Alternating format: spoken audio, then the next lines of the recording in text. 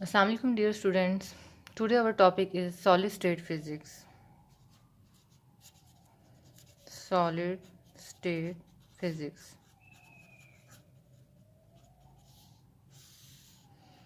Solid state physics, the branch of physics concerned with the study of structure and properties like mechanical properties, electrical properties and magnetic properties.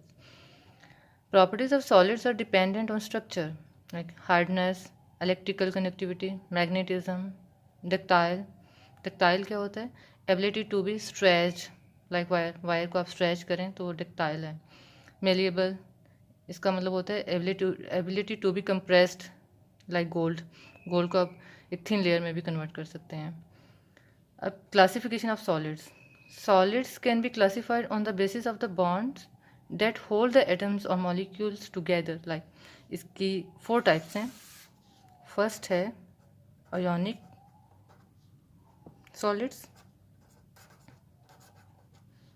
Second है covalent solids, third is metallic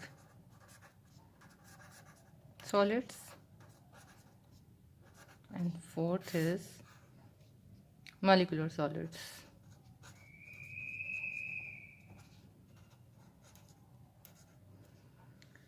अब इसमें से हम एक को study करेंगे, crystalline solids को study करेंगे. सॉलिड्स ये क्या होते हैं? That have regular arrangement of atoms and molecules. Regular pattern is constant through out the crystal. यानी इसमें एटम एंड मॉलिक्यूल्स की एक रेगुलर अरेंजमेंट होती है. लाइक जिसकी एग्जांपल हम लेते हैं सोडियम क्लोराइड की. अगर इसके आयंस में बना दिए जाएं तो सोडियम पे पॉजिटिव चार्ज आ जाता है और क्लोरीन पे नेगेटिव.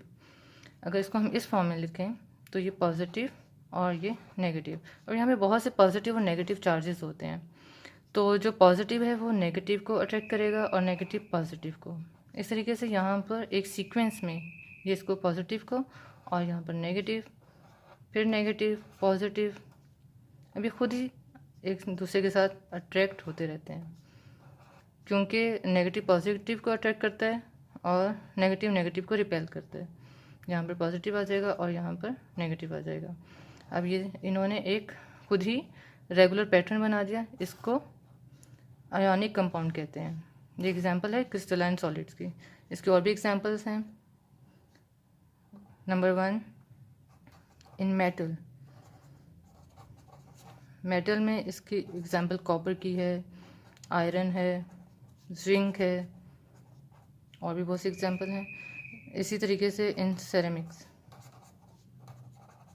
सेरेमिक्स कौन से मटेरियल होते हैं? इनऑर्गेनिक एंड नॉन मेटेलिक होते हैं.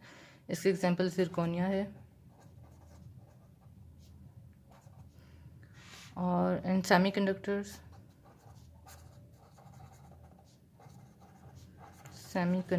में जो इसकी एग्जांपल है वो सिलिकॉन की और जर्मेनियम की है. इसके अलावा अब इसमें और किसकी प्रॉपर्टीज़ हैं? एक्स-रे डायफ्रैक्शन टेक्निक यूज़ की जाती है इनको स्टडी करने के लिए. ये एक्स-रे डायफ्रैक्शन टेक्निक है क्या? इसको हम अगर 1 पॉइंट दे दें और ये 2 है. एक्स-रे डायफ्रैक्शन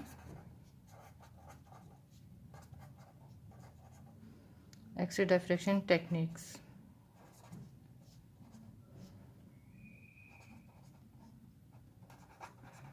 ये कौन सी टेक्निक्स होती हैं? इसमें हम डिटर्मिन करते हैं the atomic and molecular structure of crystal. हमें ज़्यादा डिटेल में जाने की ज़रूरत नहीं है. एक्स-रे एक पूरा इस पे आर्टिकल है, जब हम वो पढ़ेंगे तो इसको अच्छे तरीके से समझ लेंगे. बस सिर्फ इतना हमें पता होना चाहिए कि ये डायफ्रैक्शन टेक्निक्स डिटर्मिन करता है एटॉमिक एंड मॉलिक्यूलर स्ट्रक्चर को ऑफ क्रिस्टल के. और इसके अलावा इसमें वाइब्रेटरी मोशन होती है. वाइब्रेटरी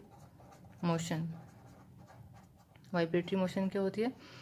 जब कोई पार्टिकल अपनी पोजीशन से टू एंड फ्रो मूव करता है तो उसको वाइब्रेटरी मोशन कहते हैं. वो इंक्रीज़ हो जाती है विद इंक्रीज़ इन टेम्परेचर. जैसे टेम्परेचर बढ़ाएंगे तो उनका एवरेज डिस्टेंस है वो भी बढ़ जाएगा बिटवीन एटम एंड मॉलिक्यूल्स और आयंस.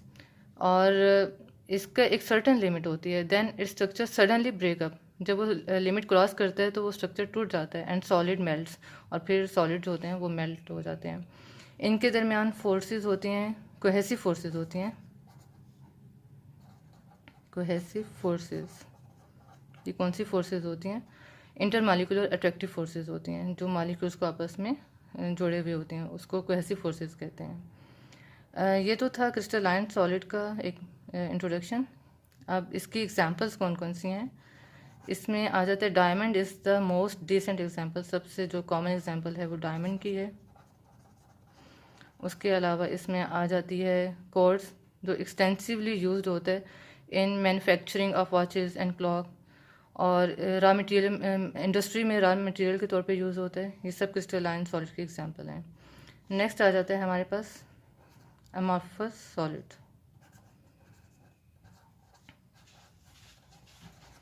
अमॉर्फस और ग्लासी सॉलिड्स,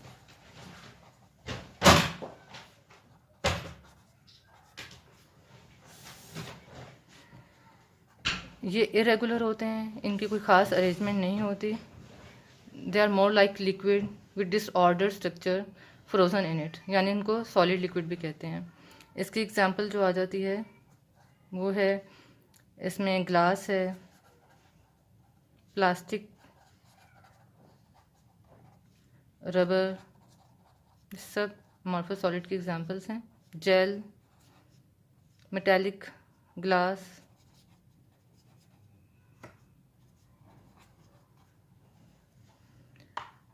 और इसके अलावा they don't show sharp melting point, इनका मेल्टिंग पॉइंट इतना ज़्यादा नहीं होता। क्यों नहीं होता? क्योंकि irregular packing of amorphous solids. When we cut the solids we find broken constituent particle to be irregular in shape and geometry. क्योंकि इसमें इरेगुलर पैटर्न होता है, तो इस वजह से उन पार्टिकल्स का जो पैटर्न होगा वो भी इरेगुलर होगा। कहाँ पे यूज़ होते हैं?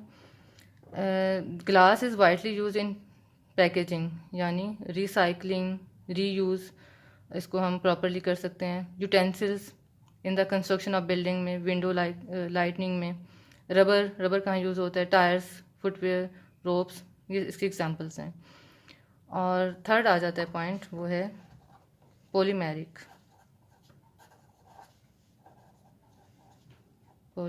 सॉलिड्स। ये कौन से सॉलिड्स होते हैं? Intermediate between order and disorder, ना ही तो प्योर क्रिस्टलाइन होते हैं और ना ही प्योर अमॉर्फस होते हैं। पार्शली और पुअरली क्रिस्टलाइन सॉलिड भी कह सकते हैं इसको हम। और found by the polarization, polymerization क्या होता है? वो प्रोसेस जिसमें बहुत से मोनोमर्स होते हैं। ये केमिस्ट्री वाले बच्चे इसीलिए इसको अंडरस्टैंड कर सकते हैं। इनको मोनोमर बोलेंगे, मोनोमर्स। और जब इसकी पॉलीमराइजेशन की जाती है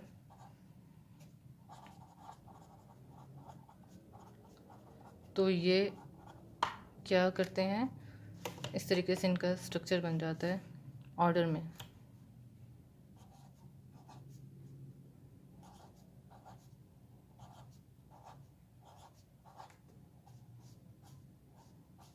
ऐसे एक चेन बन जाती है, इसको पॉलीमर कहते हैं।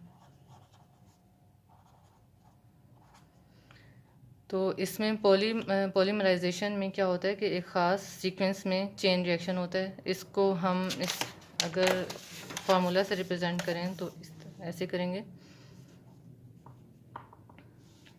कार्बन एक चेन रिएक्शन होता है, ये उसमें हाइड्रोजन इस तरीके से इसके साथ रिएक्ट करते हैं।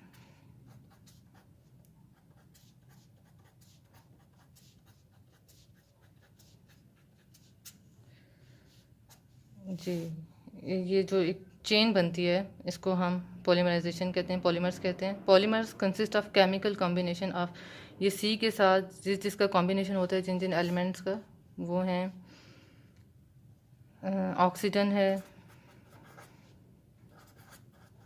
हाइड्रोजन है,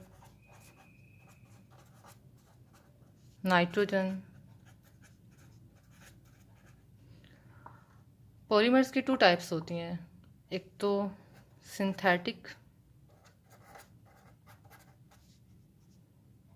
सिंथेटिक होते हैं, सिंथेटिक क्या होते हैं, जो केमिकल फार्मूला से बनाए जाते हैं, वो सिंथेटिक यानी नेचुरल नहीं होते। और दूसरा जो है नेचुरल जो एग्जिस्ट करते हैं।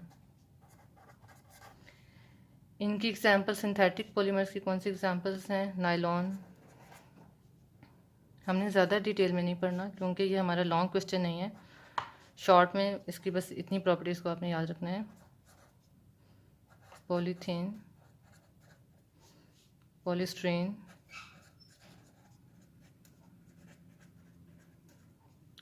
Polyester,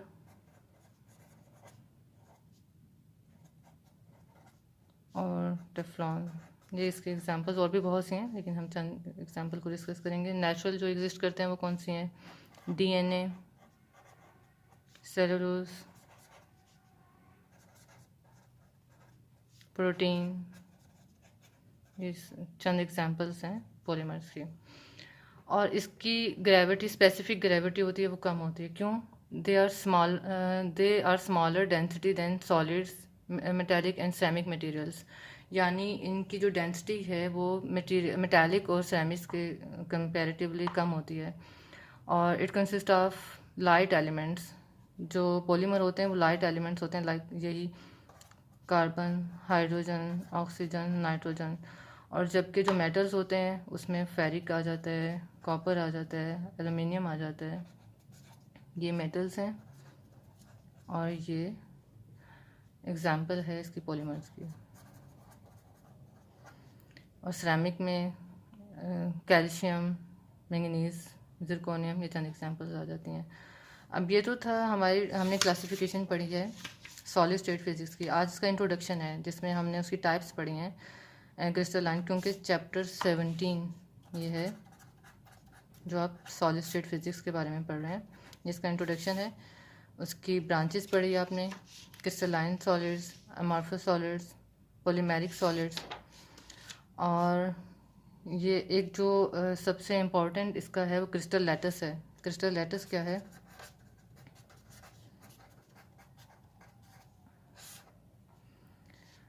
unit cell, smallest unit cell जिससे एक क्रिस्टल बनता है, form by repetition of unit cells. यानी यूनिट सेल अपने आप को, स्मॉलेस्ट यूनिट सेल जो है वो अपने आप को रिपीट करता है, उसकी रेपिटेशन से जो क्रिस्टल बनता है उसको क्रिस्टल लैटिस कहते हैं। ये यूनिट सेल है, इसको एज कहते हैं। ये इसका कॉर्नर है और ये फेस है। 3 डायमेंशनल होता है ये। इसके रेपिटेशन से क्रिस्टल लैटिस बनता है। क्यूबिक क्रिस्टल होता है, have all the sides meet at right angle. और सारी साइड्स जो इसके, ये देखें, राइट एंगल पे मीट कर रही हैं। ये भी राइट एंगल, जहाँ से भी आप देख लें वो सारी राइट एंगल पर हैं।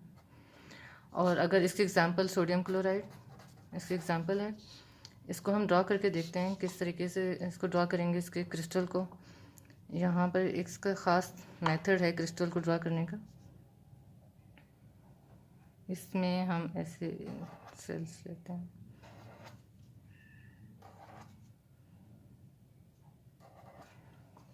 इसके पैरेलल आप यहाँ पे ड्रॉ करें एटम, इसके पैरेलल यहाँ पर ड्रॉ करें।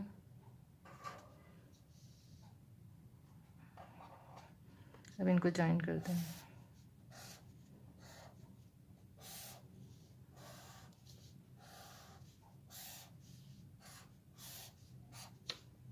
ये थोड़ा सा गड़बड़ हो गया। चलें, अब यहाँ पर हम बनाते हैं, इधर इन सबको जॉइन करना है।